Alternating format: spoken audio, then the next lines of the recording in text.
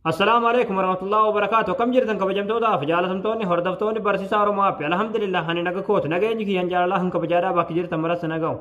دعوتن كي فيديو وراكنا كيست جيب واتساب بي برو سادا سجايبات نسنيف كبادف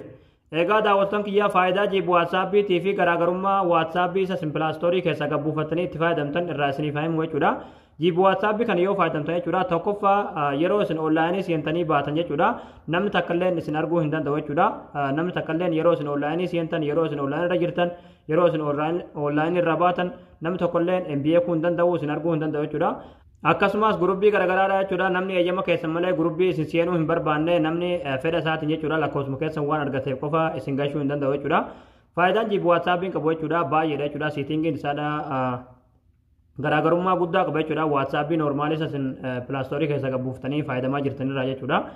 jibu waatsaappiin kuni baay'ee bareedaa kan ta'ee fi faayidaa guddaa kan isiniif qabudha egaa haala jibu waatsaappii kana qabuufatanii bilbila keessan irratti banattanii itti fayyadamtanii isin barsiisa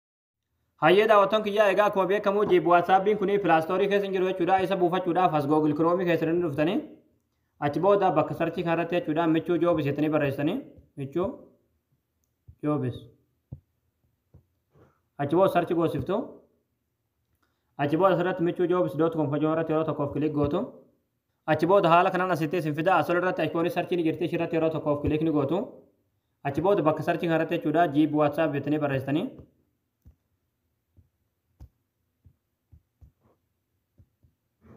achi booda sarchi goosiftu achi booda haala kanaa suuraa kana isiniif jechuudha suuraa kanarratti yeroo tokkoof kilik ni gootanii achi booda aappii uffachuudhaaf sirra suuta gadi ni deemtu suutumaan gad deemtu gaduma deemtu suutumaanii gaduma deemtu as jalatti jibu waatsaappii piroo saadhaa as tuqaa buufadhaa kajuu jalatti daawulood kajettuu jirti daawulood irratti kilik gootaniiti jibu waatsaappii daawulood godhatanii gabbuufatanii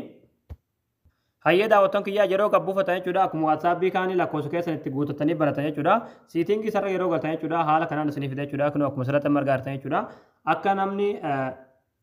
onlaayinii irratti yeroo onlaayinii seentaniis yeroo onlaayinii jiraatanis yeroo onlaayinii irraa baatanis akka namni gonkumaayyuu isin arginu yoo barbaadan asirratti ana oonii gootanii faayidaa baay'ee qaba jechuudha siitingiin isaadhaa kun baay'eedha tokko tokkoon isinitti agarsiisuudhaaf